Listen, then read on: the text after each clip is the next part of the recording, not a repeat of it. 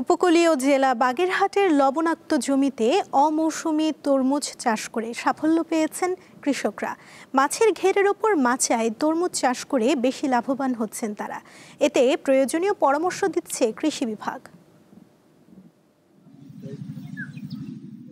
মৌসুম নয়, তবু অসংখ্য তরমুজ বেঁধে রাখা হয়েছে বাঁশ ও নাইলনের সুতায় তৈরি মাচায়। এক একটির ওজন ৩ থেকে ৫ কেজি পর্যন্ত। মাছের ঘেরে মাচা পদ্ধতিতে তরমুজ চাষ করে আয় করছেন কৃষকরা। এই চিত্র বাগেরহাটের কচুয়া, ফকিরহাট ও মোল্লাহাট সহ জেলার ৯ উপজেলার।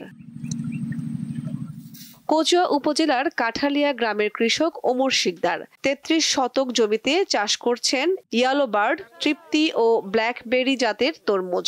গত বছরের থেকে এবছর বেশি করেছি, ৩৩ শতকে করেছি। ৫০,০০০ টাকার মধ্যে বিক্রি করছি, আরো ৩০,০০০ করবো ইনশাল্লাহ। সারটা খুব মিষ্টি। এখান থেকে আমাকেও দেখা গেছে বিক্রি করতে আর দূরে যাওয়া লাগে না, এখানে পাইকার আসে।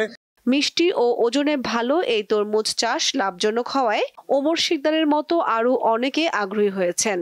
আমাদের ইউনিয়নে এবছর ব্যাপকভাবে তরমুজ চাষ হয়েছে। ক্ষেত থেকে ৫০,০০০ টাকা বিক্রি হয়ে গেছে, আরো মেলা টাকা মাল আছে এখন বেড়িতে। এখান থেকে তরমুজ পাইকারি কিনে নিই এনসানবার আড়ত থেকে, নিয়ে বাজারে বিক্রি করি পাইকারি। ক্লাইমেট স্মার্ট প্রকল্পের আওতায় কৃষকদের সার, বীজ ও পরামর্শ দিয়ে সহায়তা করছে কৃষি বিভাগ।